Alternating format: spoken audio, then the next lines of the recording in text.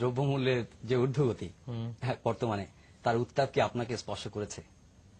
কিছু তো ডেফিনেটলি করেছে।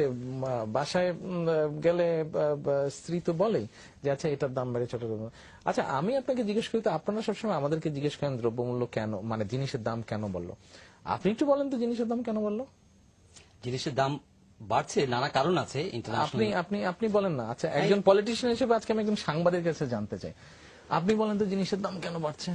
উৎপাদনের সমস্যা আছে, পরিবহনের সমস্যা আছে, আন্তর্জাতিকভাবে পণ্যের মূল্য বেড়ে যাচ্ছে, ইন্টারন্যাশনাল অয়েল প্রাইস বাড়ছে, নানা কারণ এটার সঙ্গে জড়িত আছে। আর কি কারণ? বাজারজাতকরণের সমস্যা আছে। বাজারজাতকরণের কি সমস্যা আছে? উৎপাদনের ক্ষেত্রে ধরেন আমি জানি না, I want to learn from you, I want to know from you. আপনি আমাকে বলেন যে কেন বাড়ছে।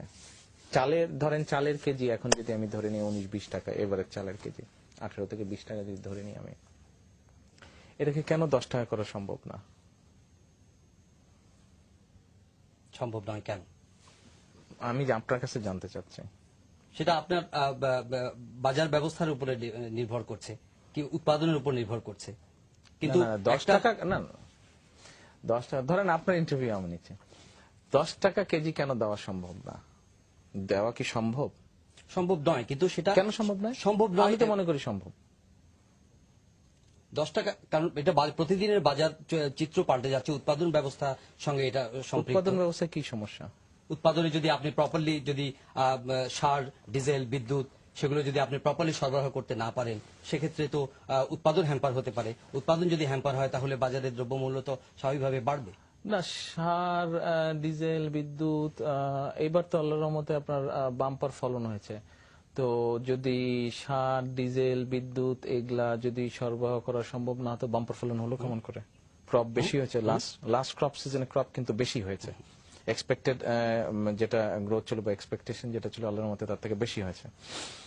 আমরা তো বলছি যে আপনার একটা রিজনেবল একটা প্রাইস, সেটা আপনি what is the reasonable price then for a KG, for 1 KG rice যেটা নরমালি মানুষ খায়,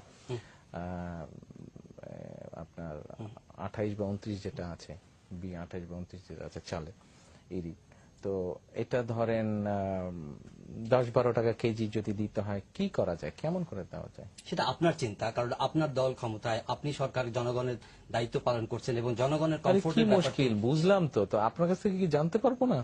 আপনার কাছ থেকে একটা জিনিস জানলে আমি গিয়ে আমার দলকে বলতে পারি, আমার দল ওটা নিয়ে চিন্তা করে, হতে পারে আপনি যদি বুদ্ধিটা বাতলে দিতে পারেন, এটা করলে দেশের মানুষ উপকৃত হবে। না, আমি তো রাজনীতিবিদ নই।